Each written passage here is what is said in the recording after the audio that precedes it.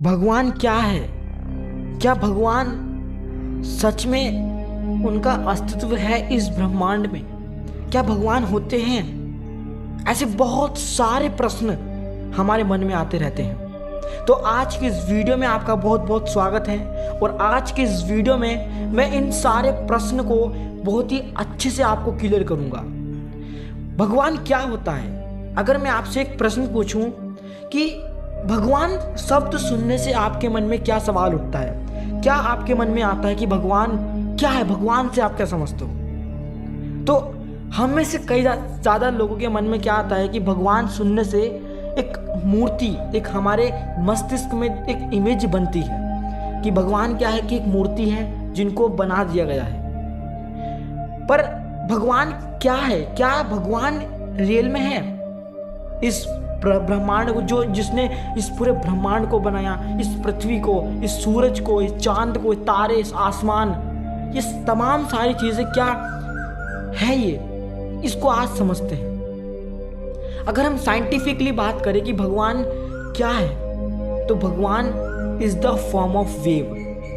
मतलब कि भगवान एक तरंगे है, एक वेव्स है।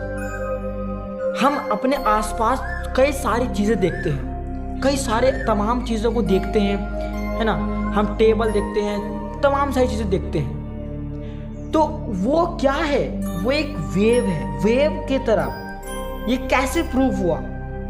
जब हमने किसी एक पदार्थ को लिया, एक पदार्थ लिया और उसको जब हमने जूम किया, जब हम उसके अंदर गए और जूम किया और जूम किया, तो हमने पढ़ा था कि जब ही जूम करेंगे तो हर एक चीज़ परमाणु से मिलकर बनी है, एटम से मिलकर बनी है। और उसके अंदर क्या होते हैं? Electron, proton, neutrons. और जैसे ही हमने उसके और अंदर झांका देखा तो हमें पता चला कि एक्चुअली में जो सब्सटेंस, जो भी पदार्थ है वो वेव की फॉर्म में है। वो वेव से जो वहां पर बस तरंगे तरंगे है और तब उसका उत्पन्न हुआ। हम अपने आसपास जो भी चीजें देखते हैं, और इस चीज को कहाँ पढ़ा जाता है? इस चीज को हम पढ़ते हैं क्वांटम मैकेनिक्स के अंदर। क्वांटम मैकेनिक्स एक ऐसा सब्जेक्ट है जहाँ पर आज के जितने भी इस पूरे ब्रह्मांड में जो भी लॉज हैं, जो भी हम देखते हैं, जो भी साइंटिफिकली लॉज बनाए गए हैं, वो उसके सामने सारे खत्म हो जाते हैं इस क्वांटम मैकेनिक्स का। क्योंकि हर चीज का जो अस्तित्व है एक वेव से मिलकर बनी है, हर चीज वेव से। और इसके पास एक ऐसी प्रॉपर्टी होती है कि ये अपने आप को उस रूप में ले आती है। तो मैंने ये बताया कि भगवान एक्चुअली में क्या है, व्हाट इज गॉड। मैंने आपको ये दिमाग में क्लियरिटी दी आपको कि व्हाट इज गॉड, भगवान से आपको क्या समझ में आता है। और मैं आज आपको कुछ ऐसे 10 प्रूफ्स दूंगा जिससे हमें पता चलेगा कि एक्चुअली में भगवान है या नहीं। आइए जानते हैं इस वीडियो के माध्यम से। भगवान की उत्पत्ति का सार ब्रह्मांड की रचना में छिपा हुआ है। ईश्वर के वजूद को लेकर बाइबल में तर्क दिए गए हैं। इसके मुताबिक भगवान ने सभी चीजों की रचना की है। भगवान का अस्तित्व है या नहीं, इस बात को लेकर सदियों से बहस चली आ रही है। कुछ लोग जहां इसे महज अंधविश्वास मानते हैं, तो वहीं कुछ लोगों के लिए यह आस्था का सवाल है। आस्था और अंधभक्ति कि इस खेल को परखने के लिए साइंटिस्ट ने भी कई दावे किए हैं, जिसमें ईश्वर के वजूद को लेकर कुछ तर्क दिए गए हैं। तो क्या है वो बातें, आइए जानते हैं। पहला प्रूफ, भगवान की उत्पत्ति कैसे हुई, इस बात का उदाहरण कई धार्मिक ग्रंथों में देखने को मिलता है। ईसार धर्म ग्रंथ बाइबल के प्रथम अध्याय इन द बिगिनिंग गॉड में ईश्वर के महत्व को बताया गया है। इसके मुताबिक इस धरती और स्वर्ग को ईश्वर ने ही बनाया है। जीवन और मृत्यु एक ही के सिक्के के दो पहलू हैं। जिंदगी का मतलब है किसी नई चीज का विकास, वही मृत्यु का मतलब है सांसारिक चीजों को त्याग कर ईश्वर में लीन होना। आध्यात्मिक किताबों के अनुसार मरने के बाद व्यक्ति को स्वर्ग और नरक की प्राप्ति होती है। ये व्यक्ति के कर्मों पर आधारित होता है। इस बात की पुष्टि साल 2008 में हार्वर्ड के एक तंत्रिका वैज्ञानिक इबेन अलेक्जेंडर तृतीय ने किया। उनके दावे के अनुसार उनका ब्रेन डेड करीब एक सप्ताह तक कोमा में रहने के चलते पूरी तरह से बंद हो गया था। इसके बावजूद उन्होंने स्वर्ग के वातावरण को महसूस किया। मैंने बताया कि भगवान क्या है। जो भी इसमें शब्द मैं भगवान बोलूँगा तो उसको आप समझना कि वो एक वेव की फॉर्म में है, और जब एक इंसान मरता है वो भगवान में ही विलीन हो जाता है, ईश्वर में ही विलीन हो जाता है, वो एक वेव की फॉर्म में चला जाता है। वैज्ञानिक इबेन की बात को परखने के लिए उनके मस्तिष्क की जांच की गई। डॉक्टरों ने पाया कि मस्तिष्क का वो हिस्सा जो सुनता है, समझता है और कार्य करने के लिए प्रेरित करता है, वह पूरी तरह बेकार हो चुका था।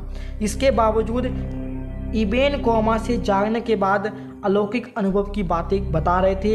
ये हैरान करने वाली चीज़ है, ये ईश्वर को अस्तित्व को साबित करती है। कहते हैं दुनिया में मौजूद सभी छोटे बड़े जीवों की रचना ईश्वर ने की है। तभी इनका सबूत वर्ष 1725 में जर्मनी एब्लास्टर्ड पर्वतों पर देखने को मिला। इसमें छिपकली, मेंढक, मकड़ी, मछली के चेहरे वाले पक्षी, चांद, सितारों के आकार में कटे हुए कुछ चूना पत्थर मिले थे। उनमें से बहुत से पत्थरों में पर हिब्रू, लैटिन और प्राचीन अरबी भाषा में ईश्वर का नाम लिखा हुआ था।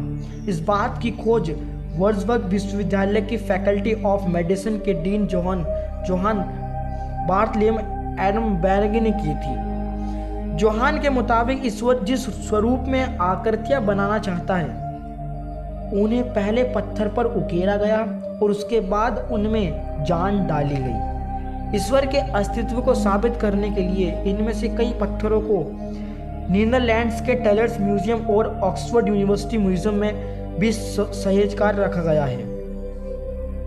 ईश्वर से जन्म और मृत्यु के भी तार जुड़े हैं। इसलिए माना जाता है कि व्यक्ति की आत्मा जब परमात्मा में लीन हो रही होती है तब उसे सुरंग में से एक तेज रोशनी आते हुए दिखती है। इस बात की पुष्टि बेल्जियम के न्यूरोलॉजिस्ट स्टीवन लॉरिस, जो कि यूनिवर्सिटी हॉस्पिटल के कोमा साइंस ग्रुप ने की है। उन्होंने कई मरीजों पर परीक्षण कर पाया कि जब वे मरने वाले थे तब उनका दिमाग कोमा में जा रहा था। उस वक्त उनके शरीर में सिहरन होती है और उन्हें एक सुरंग में जाने का एहसास होता है। भगवान के होने ना होने का सबूत ब्रह्मांड की उत्पत्ति से जुड़े हुए हैं। वैज्ञानिकों का मानना है कि महाविस्फोट के जरिए सृष्टि की उत्पत्ति हुई है, जबकि आध्यात्मिक तौर पर ईश्वर की मर्जी के बिना इन चीज़ों का निर्माण संभव ही नहीं हो सकता था। क्योंकि वैज्ञानिक आज तक बिग बैंग यानी महाविस्फोट के होने का कारण नहीं खोज सके हैं, इसलिए इसे भगवान का चमत्कार माना जाता है।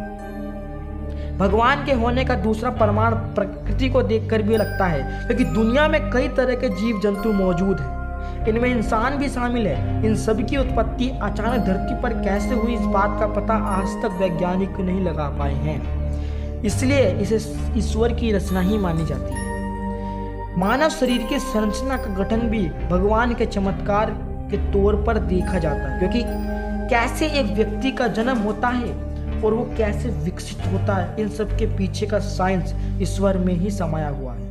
क्योंकि इन ऑर्गन्स का विकास कैसे हुआ और कैसे एक नन्हे से जीव को जीवन मिलता है, ये सारी गुत्थी अभी तक अनसुलझी रह गई है। आध्यात्मिक रूप से स्पिरिचुअलिटी फॉर्म में अगर देखें कि ईश्वर का वास इंसान के अंदर होता है। जब भी हम कभी ध्यान की अवस्था होती है, जब ध्यान लगाते हैं तो हमें क्या महसूस होता है, हम देखते हैं कि हम अपनी अंतर आत्मा में घुस चुके हैं और उसको देख रहे हैं। वही क्या है, वही भगवान है।